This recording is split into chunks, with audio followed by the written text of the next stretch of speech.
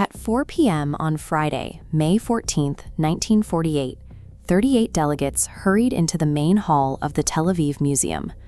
The location was kept secret and surrounded by heavy guards, chosen because it was one of the few buildings in the city sturdy enough to survive an air raid. David Ben-Gurion stood up to read the Declaration of Independence. The final text had only been approved an hour earlier, and the typists hadn't finished their work. As he proclaimed the birth of a nation, he was reading from a blank piece of parchment. The Arab League had already moved troops to the borders in anticipation of this moment. By declaring statehood, the council was tripping a geopolitical wire that guaranteed a full-scale invasion before the clock struck 12. This hurried ceremony was a frantic reaction to the sudden collapse of an empire. For 3 decades, the British Empire had ruled Palestine.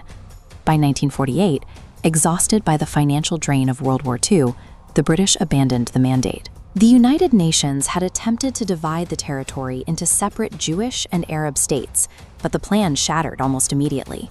Both populations were left fighting for the same hills and cities. During this crisis, British logistical priorities were strangely detached from the violence. They phased their military withdrawal specifically to avoid disrupting the local citrus harvest, protecting an economic interest while the country fell into chaos. As British soldiers sailed for home, a massive power vacuum opened up. Paramilitary groups from both sides surged into the empty space, fighting to seize vital roads and supply lines. When a colonial power exits a contested territory without a transition plan, the resulting void forces an immediate race for survival. The British mandate was set to expire at midnight. Because that fell on a Friday, the impending Jewish Sabbath created a strict deadline. Ben-Gurion had to assemble the council and sign the declaration in the afternoon, before the sun set and religious restrictions began. As the sun sank over the Mediterranean Sea, the British lowered their flag. Their 3 decades of authority vanished. At the stroke of midnight, the State of Israel was officially born.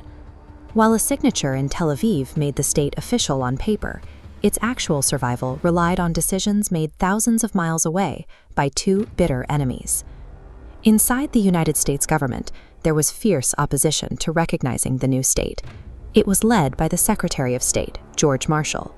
Marshall feared a strategic disaster. He argued that backing Israel would alienate Arab oil-producing nations and provide the Soviet Union an opening to dominate the Middle East. President Harry Truman took the opposite view. He was facing an upcoming election where the Jewish vote was critical, and he felt a moral weight to act following the Holocaust. Across the globe, Joseph Stalin also decided to throw the weight of the Soviet Union behind the new Jewish state. Stalin's motive was purely strategic. He believed a socialist-leaning Israel would act as a hammer to shatter British imperial influence in the Middle East once and for all. For one brief moment in the early Cold War, the world's 2 greatest rivals set aside their animosity to legitimize the exact same nation. This is the official announcement of the United States' recognition of Israel, featuring last-minute handwritten edits. 11 minutes after the state was proclaimed, Truman bypassed his advisors and issued a de facto recognition of the new government. The Soviets quickly followed with their own recognition, while secretly facilitating shipments of Czech arms that would prove vital to the new Israeli army. The celebration ended the next morning. On May 15th, armies from Egypt, Transjordan, Syria, and Iraq launched an assault, and the 1948 Arab-Israeli War began. By the end of the conflict, Israel had not only survived, but had expanded its territory beyond the original lines proposed by the UN. The victory for one group was built on a zero-sum reality. Geopolitical survival for the state immediately triggered a catastrophic loss for the people who had lived there for centuries. The demographic shift was immense. Over 300,000 Palestinian refugees were displaced early in the war, a number that would eventually double. For decades, the dominant narrative claimed that these families left because Arab leaders had ordered a mass evacuation. Evidence from a classified 1948 IDF intelligence brief, hidden for decades, contradicts that story. The report concluded that military operations by Jewish forces were the primary cause of the early displacement.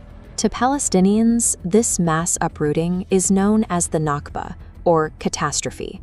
It remains the foundational trauma of their national identity. The signatures on that Friday afternoon did more than draw the borders of a new state. They established the architecture of a permanent conflict that continues to dominate.